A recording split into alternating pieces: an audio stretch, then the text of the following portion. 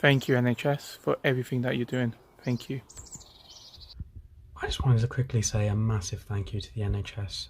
You guys are incredible. Thank you so much.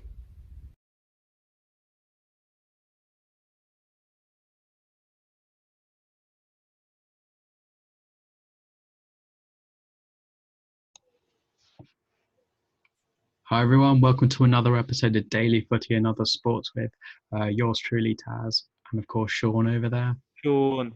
Why does he do that? Yep, our sheep. A quick update on Captain Tom Moore, who's completed his 100 laps, and he's already raised over 15 million. I think it's about 15.3 million last I saw. He's doing incredible, and he actually said, I'll basically keep doing laps over and over again if you guys are happy to donate. So incredible man. Today we're going to basically dedicate our show solely to transfers, but before we begin, Sean's got some unfortunate news to update us on. Sean, go for it. Earlier today, on Thursday, 16th of April, there was some sad news revealed that one of the most popular announcers in the history of wrestling, HOWARD FINKEL, has passed away. Currently, the reasons for his death is unknown, but he was the longest serving member in WWF history. He was part of it before with Vince McMahon Sr. Iconic for just the way he would announce a new champion. Very sad, and we want to send, both of us would love to send our condolences to a guy that helped us get so connected to wrestling. May you rest in peace. Yeah, I mean, certainly when you have commentators and ring announcers, for example, in all sports, you may not necessarily know what the name is, but you recognize the voice. So a lot of people probably would consider him to be perhaps the voice of WWF as it was back then. Him and Mean Gene are going to be commentating. Him and Mean Gene are going to be commentating some lovely matches up there. Well, yeah. I mean, I think for that reason, he'll be a sad loss, really. I mean, iconic. He definitely falls into the legendary category. I'm not sure. Is he a Hall of Famer? I wouldn't be surprised if he is. Yeah, he is. Bobby Heenan would be up there as well. My apologies. So he'd be an announcer. Mean Gene, Bobby Heenan, the Gorilla Monsoon. My goodness. Yeah. But what else do we have? So we've got transfer news.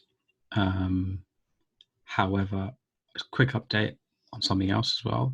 Literally just read that UEFA are basically they're thinking of having their season end, i.e. the Champions League final, occurring on the 29th of August. What is with the 29th of August as a date for some reason?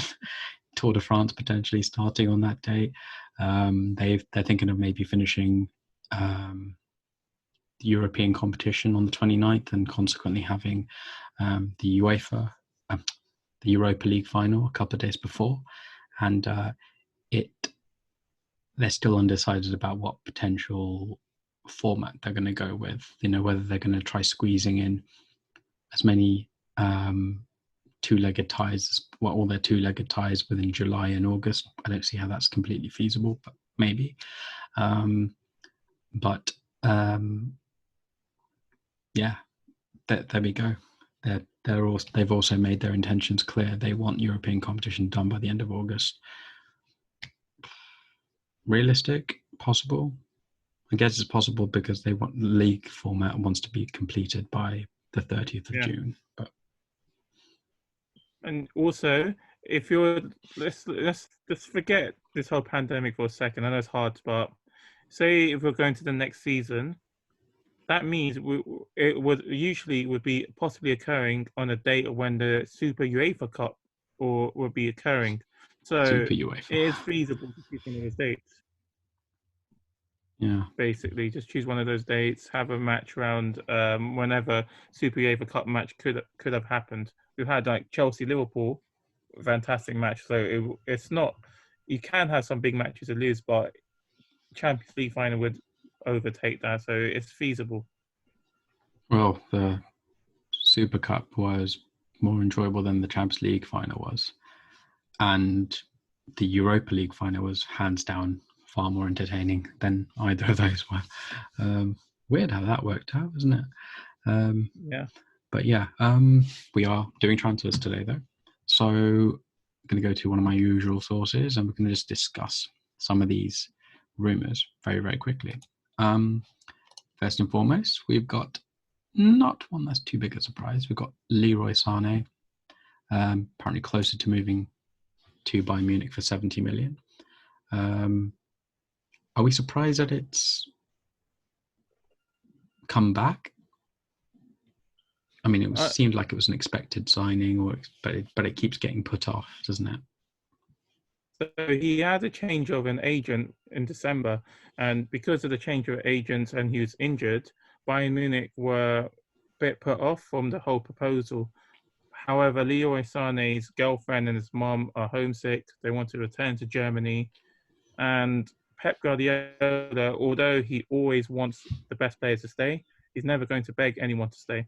I'm desperate for him to stay, in my own personal opinion. However, it does seem that he's intended, he really wants to go to Germany.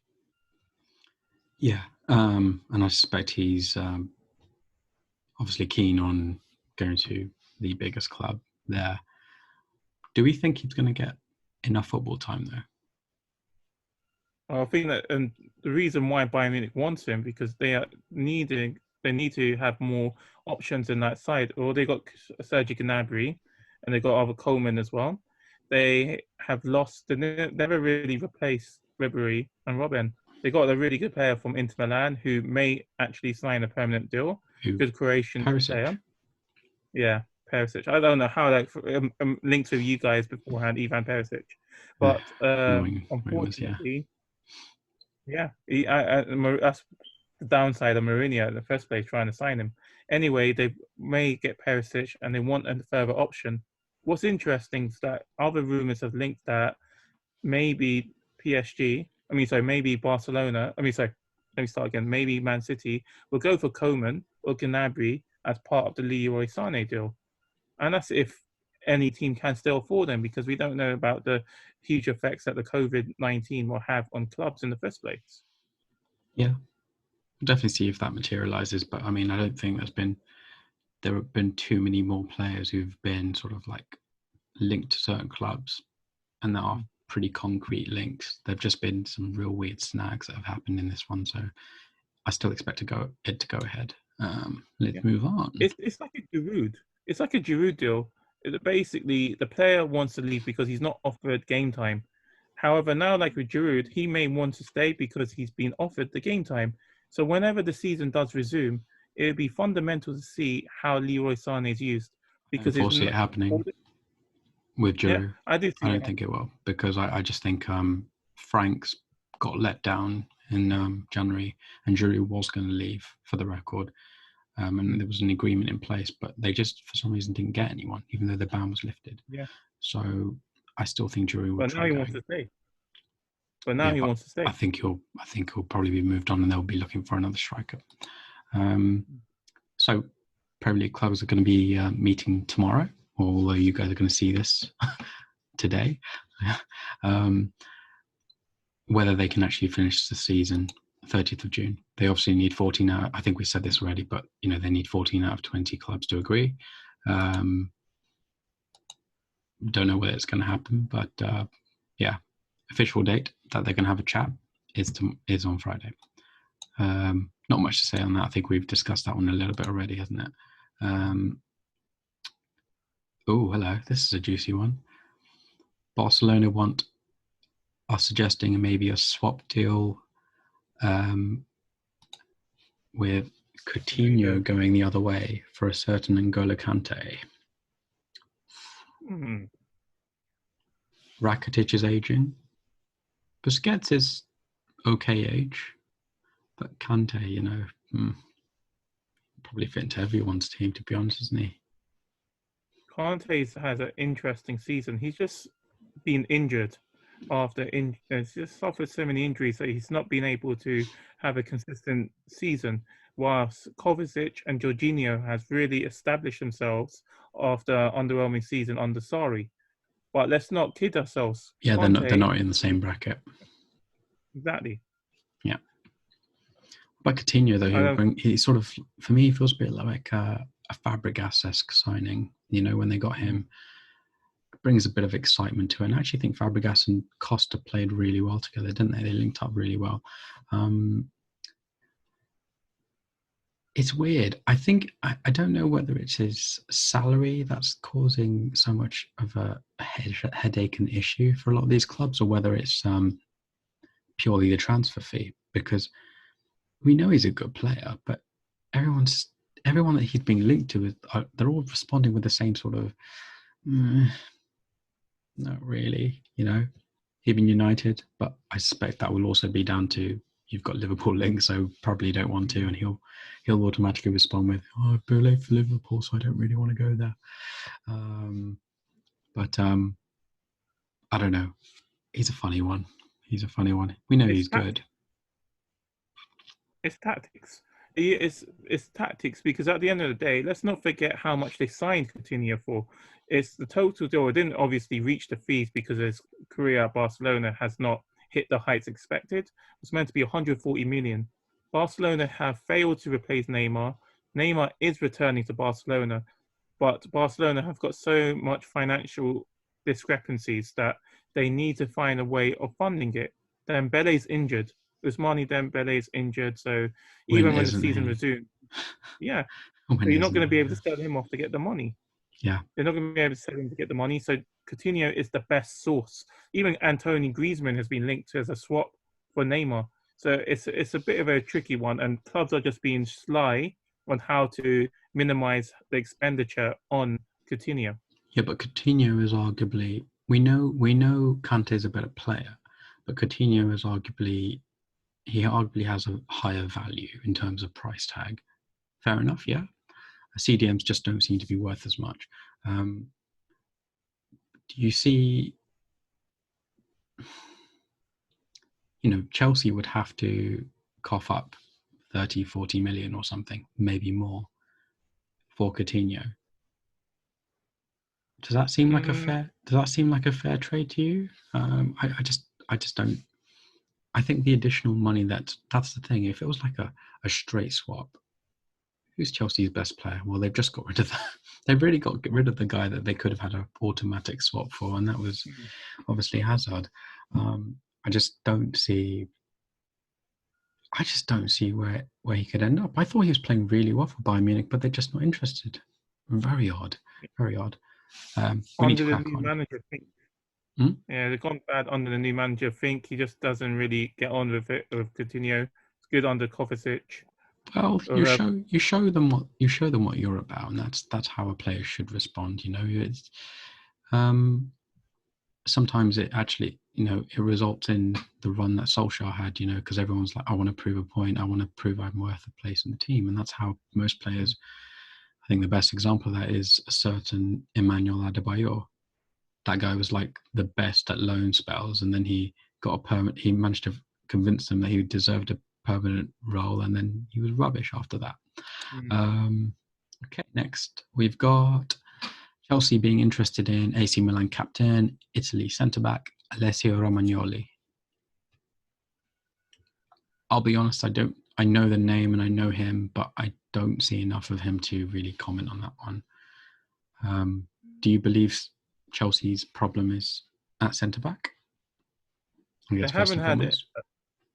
So a lot of Chelsea's problems has been defensive issues, but it's not necessarily the defender.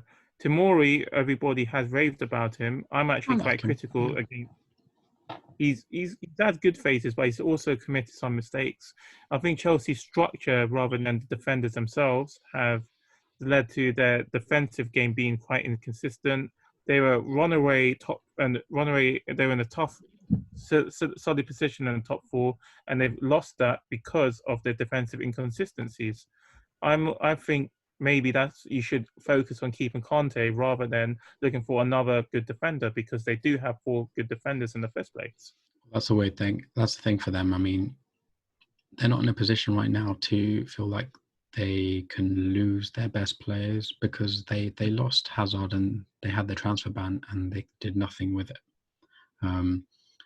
Rather weirdly found a way of beating whatever was going on with the Kovacic thing and making that a permanent deal even within the ban. I don't know. Maybe there was something I didn't know about the loan spell, but yeah, you've got to keep your best players. They're not in a good enough position to sort of start giving away their best players, and it's why if you want to grow, you've got to keep them if possible. So the Kovacic deal happened because if a player is registered to you until the end of that season, the previous season then he would still be eligible to make any deal permanent, because that loan signing did not have any permanent signings involved with it. So that's why they had to negotiate a new contract. And I mistakenly called the ex-Bayern Munich manager Kovacic when it's Kovac. My apologies. Yeah, I thought you were going crazy, but I thought maybe I hadn't done my research, so I let it slide, and I thought that doesn't sound right. Another thing you have to consider it's actually a fascinating topic. Thank you for it relates to the previous topic as well. Chelsea are going through another rebuild because Willian, unfortunately, is not getting any assurances that he will remain. Pedro might leave as well. Ziyech is coming, so they do need perhaps some more options, although they've got Mount as well. And they've also got... Yeah. I mean, the problem is that they're actually they've got aging players who either want one final big move or they just want to wind down, maybe go back to their respective home countries, perhaps. I don't know. Yeah, they need to grow in the right positions. They clearly need a striker. They probably need to strengthen their defense. 1 or 2 midfielders, and that's the thing though. United were criticised, but they are starting to buy the right players in the right positions. But we know they're not there yet, and you can't expect to get 10 signings. I don't think they need any midfielders. Loftus-Cheek is returning. Barkley was injured for a while. But regardless, it's clear they need to invest and they need to buy players. But we need to go on. We need to move on. Guy that's been waved around a lot, quality youngster, Kai Havertz. He's being linked to every club under the sun, isn't he? He's Liverpool, United, a lot of English clubs alone. I'm reading he's open to a move abroad. I mean, that's just him saying I'm happy where I am, but I would certainly be willing to listen if this club came knocking. That's fair enough. He's a youngster and he's trying to be as level-headed as possible. But we mentioned Olivier Giroud, and he said he'd be willing to take a wage cut to go to Inter Milan. There you go. I said he wouldn't want to stay, and that they probably wouldn't want to keep him. I think what happened in January was weird because his move was likely to happen on the condition of Chelsea getting somebody else, and whatever I like or not like of the Josh King link thing, I mean, I didn't agree with the whole paying a transfer fee for someone when we realistically needed someone for just half a season. It was sort of the same thing with Bournemouth. We'll let you have him, but only if we can find someone at short notice. And it just, neither side prepped for it properly. And Chelsea came away with nobody up front, and United thankfully came away with Ighalo. But that's basically the same situation, really. And Giroud is probably just thinking, this is my last chance of a big move. So I'm going to go to the team every player who plays in the English Premier League is going to, specifically United players, Inter Milan. It may not happen because one thing Giroud needs to take into consideration, he wants to leave Chelsea because he wants regular first team games. But Inter Milan have got 2 forwards that are doing really well for them. However, one of them is Laura Martinez. And so he wants Lautaro, yeah. Sorry. So he's actually, it's quite interesting because he's most likely going to go to Barcelona, but they've got so many financial constraints themselves. The other big club that's interested in him is a team up north, your loud neighbours. If they were able to sign him, it would make it easier for Inter Milan to be able to invite him in. And Inter Milan will have an amazing war chest because Icardi is definitely leaving Inter Milan for Juve because he's not staying at PSG. Him from Juve. I don't think it's going to be City. I'm not sure if he wants to go there or not enough. For me, if Sergio Aguero leaves, maybe it's a question worth exploring. But they've got Jesus as an able deputy. He's not incredible, but he is decent enough. And Aguero is just he's the greatest international Premier League striker we've ever seen. So if he's still knocking them in, which he is, he won't go anywhere. And when he does leave, then it would have been a realistic prospect. But if Lautaro Martinez is thinking of moving this summer, he's not going to City for me. I just don't see City wanting to get rid of Aguero unless this ban kicks in, then all hell breaks loose. They need options. It's not necessarily get rid of Aguero, just need further options. Because if Martinez is stupid enough to think he should be an option player, then he's an idiot. But you should not willingly, as a quality player, want to go to a team and be an option. You want to go there and be number one. And do you really think he's going to displace? He's not going to displace Aguero. Stick to Inter then, because he's not going to displace Luis Suarez. Absolutely. I mean, it makes sense. It makes sense because if Giroud went into Milan, he might get more. I think he'll get more game time there, but he would surely be sensible enough to say, "Well, I get I'm going to be second to this guy, but he's on it. He's on form, but it's a slower game in Italy, so he might be better suited to that as well." So, I mean, I think if Lukaku can, then surely Giroud can. I like Giroud more as a footballer than I do Lukaku, so I've got to applaud him. Credit where it's due. I'll quickly zip through a few more. So, because of injuries and indeed the virus, Marcos Rojo is thinking of extending his loan spell at Estudiantes for another year. We don't need to really discuss that because, I mean, makes sense. Like I did say, I mean, like a lot of people are going to be thinking of going back to their home countries to sort of end their career. He just felt so happy being back there. And just, I don't think many United fans had any kind of annoyances or anything like that. It just felt like it was the right thing for him and the club to do. But on the flip side, another Milan are back in the mix again, but it's AC Milan again. Adam Lallana. Yeah. They've decided not to make an offer for him this summer. And his contract expires this June. He's had his great spells as well, both at Saints and Liverpool. But he's had injury problems, unfortunately, and it's just seen his Liverpool career just wind down, unfortunately. Not much to say with him, unfortunately, but AC Milan are also interested in signing Götze as well. Imagine if they were able to pull off Lallana and Götze, and Zlatan doesn't go into management and stays with AC Milan. Then they've got a lot of aging players that are quite adaptable in the format of Serie A. Could be interesting.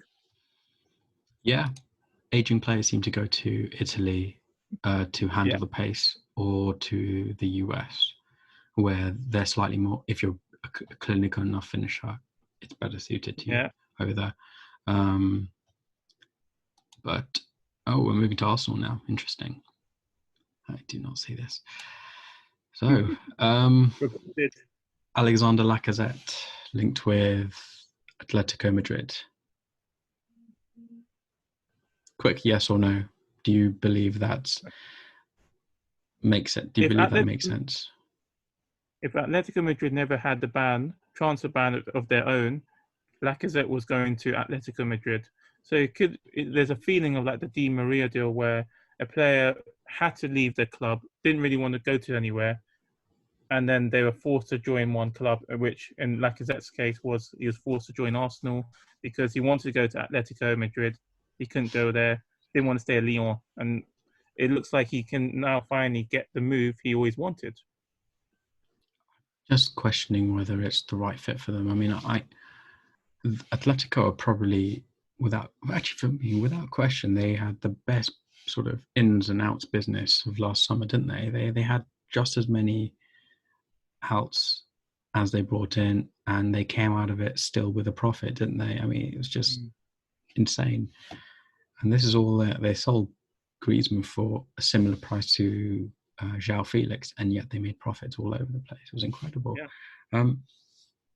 But the risk of doing that, of course, is that a lot of unsettled players that maybe need more time to settle, players that might not be the right fit, and you don't have quite as much time or patience to deal with it.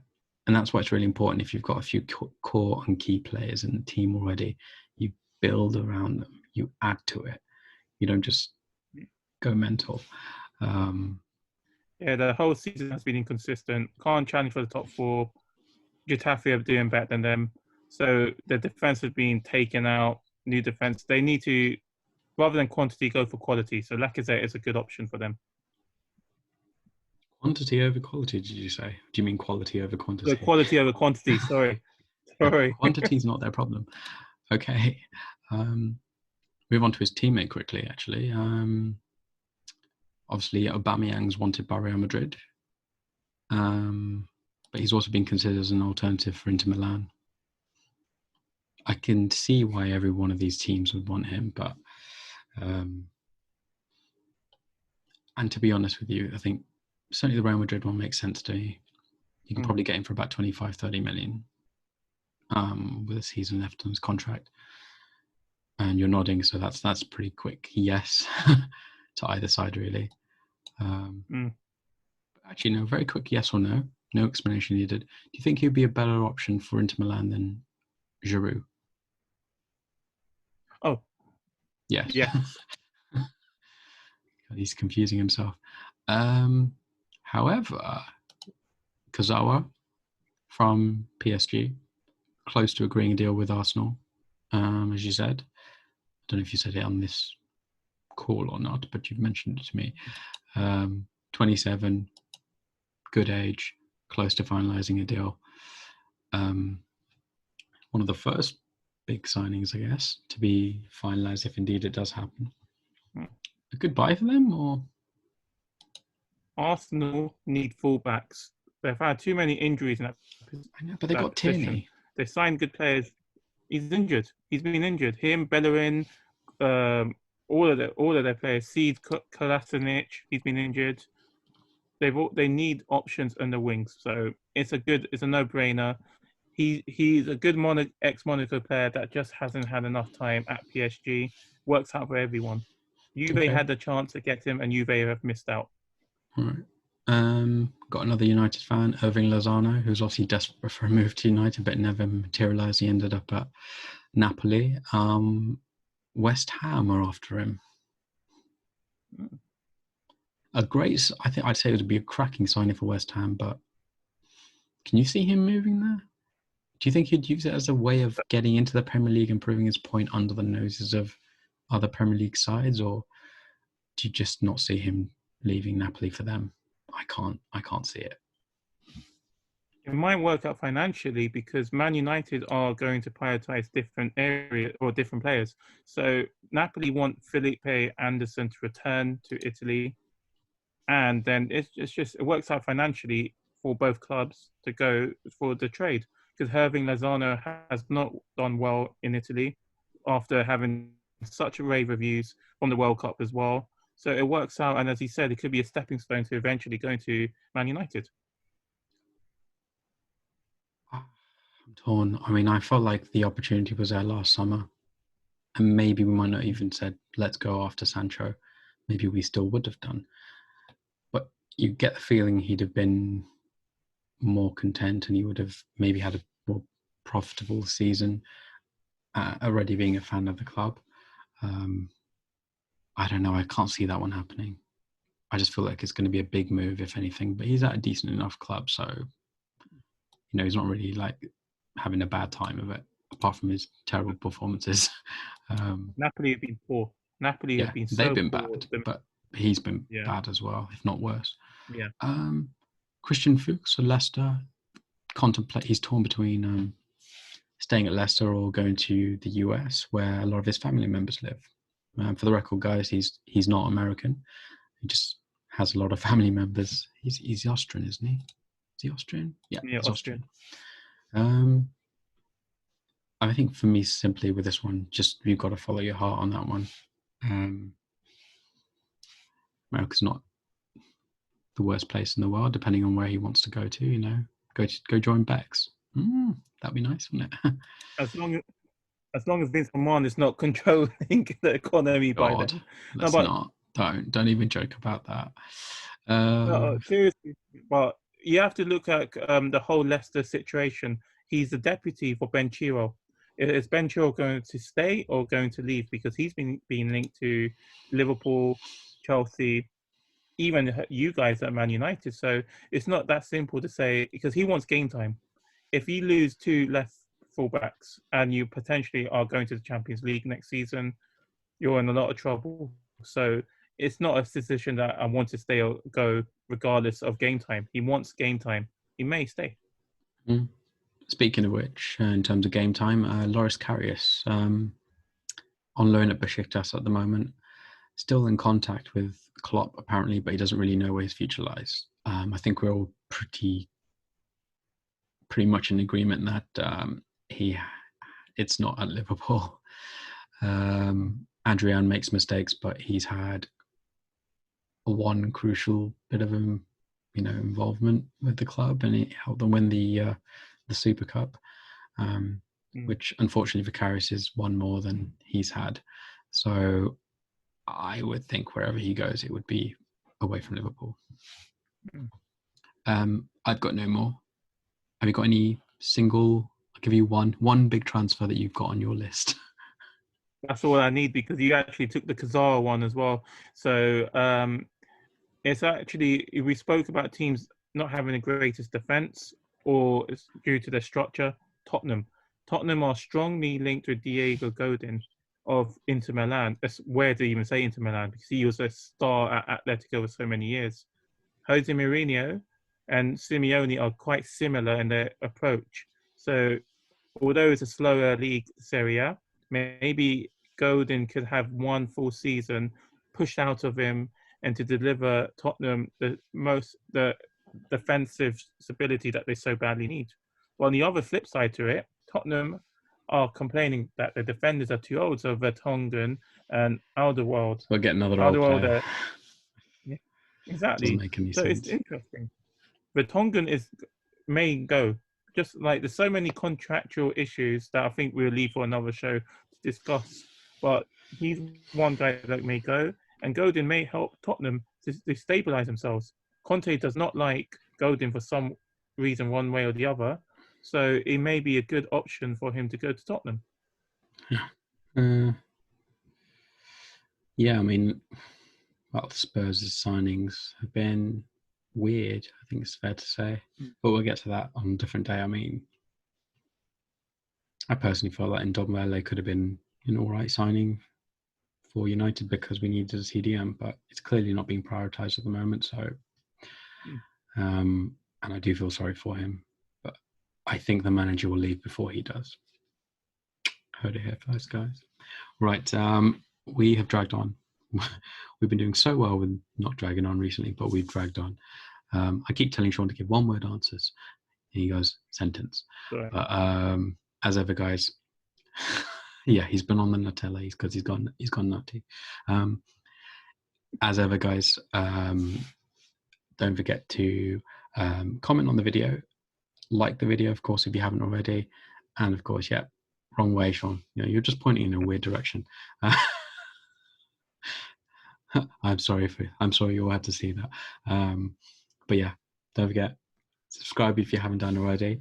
And and let everybody else know. I mean, like, you know, we do various topics. We don't just talk about football. You know, Sean's a big wrestling fan, so we do a variety of sports, and we're happy to talk about other sports that you guys might want to talk about. And indeed, if you guys want to do a call in with us, you've seen a few of our calling guests. Yeah, we'll see you guys in the next video, whatever it might be. Yep. So Comment updates of how much the captain gets. It's going to change by the time that this comes in the morning. So I suspect it will do.